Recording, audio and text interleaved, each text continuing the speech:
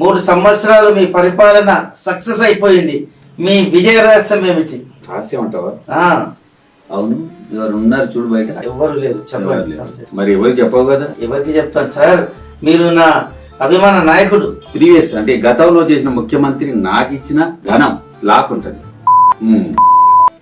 ఇదిగో ఇది 2 అస్త్రాలు. మొదటి అస్త్రం జాగ్రత్తగా విను, చెప్పండి. ఇది గత ప్రభుత్వం అంత లోటు బడ్జెట్ చేసి మన నెత్తి మీద అప్పుల పుప్పేసిందని ప్రతి మీటింగ్ లో మన ప్రజలకు తెలియటట్టు చెప్పాలి. వాళ్ళు మాకు అది కావాలి ఇది కావాలి అన్నప్పుడు లోటు బడ్జెట్ ఉంది, అంత లాస్ లో ఉంది ప్రభుత్వం అని మనం ఈ మధ్యనే చేరినామన్నట్టు చెప్పి 3 ఏళ్ళు గడపాలి. 3 ఏళ్ళు సాగిస్తున్న ఈ అస్త్రం అయిపోయిందా? ఇంకొక అస్త్రం. ఈ 3 ఏళ్ళు అట్లో ఇట్లో ఇట్లో గడిపాం, ఇంకా 5 ఏళ్ళ గడపలేం కదా. అప్పుడు 2వ అస్త్రం తీయాలి. మనము సంక్షేమ పథకాలు రిలీజ్ చేస్తా అంటాం. అది సంక్షేమం కానీ అది మనకు తెలుస్తుంది, కానీ ప్రజలు మాత్రం సంక్షేమం అన్నట్టే చెప్పాలి.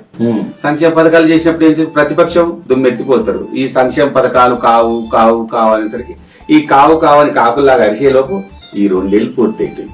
ఇది ఈ 5 ఏళ్ళు చేసే ప్రయోగం ఇదే. ఇంతకు మించి మనం ప్రభుత్వ పాలన చేసేది ఏముండదు. అర్థమైందా? ఈ రహస్యం మాత్రం వచ్చే ముఖ్యమంత్రి మాత్రం చెప్పకు, అది గుర్తుపెట్టుకో.